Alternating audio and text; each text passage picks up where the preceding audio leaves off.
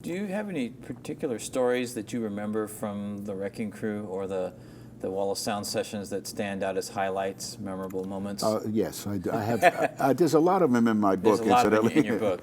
By the way, the book is called "You've Heard These Hands: From the Wall of Sound to the Wrecking Crew and Other Incredible Stories." And maybe a story or two that it's not in the book you could share with us? Well, there's. Or that is. What you I think it's in the book, but we were doing a date for Phil, and Phil gets very intense, and you never do.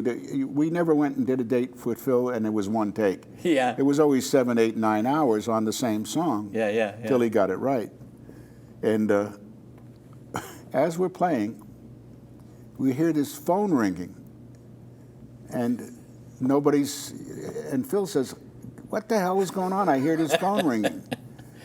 And we stop, and then you wouldn't hear it. And we continue a little bit. Now we're getting a little more intense. It's the third hour, fourth hour. The phone was ringing again. And we can't figure out, where is this phone ringing? And we're looking around. There's no phone in the studio. And now it's starting to bother him because he knows he's getting close to start making takes.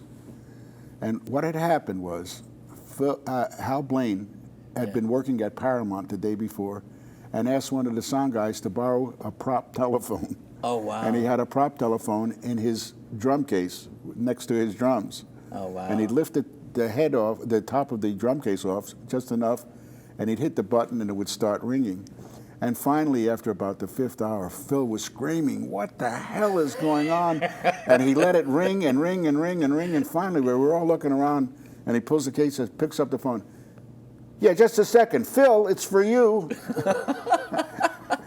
And of course, the whole place cracked. This was our Gold Star. We were in hysterics because we didn't know where it was coming from. And Phil just had to sit there, you know. That's how we eventually got the name The Wrecking Crew, because we could wreck a date like that. Oh, wow, yeah.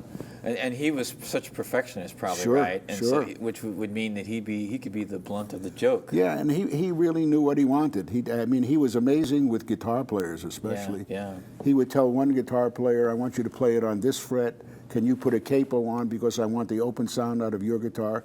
And he'd go down 3 or 4 guitar players, and some of the greatest.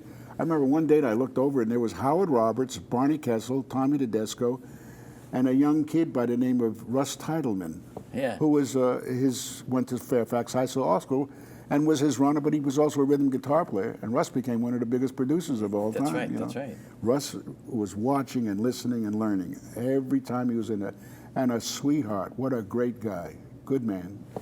So at most, how many piano players were there on the Wall of Sound? 3 and 4. Just 3 and 4 usually? Yes, you know. When did Leon Russell come into it? About a year later, you know, when he came to town. Leon would sub for me at my nightclub gig at Sherry's. Oh, really? Playing bebop, playing jazz. Yeah. You know, and most people didn't know that he could do that. Yeah. I knew that. Yeah.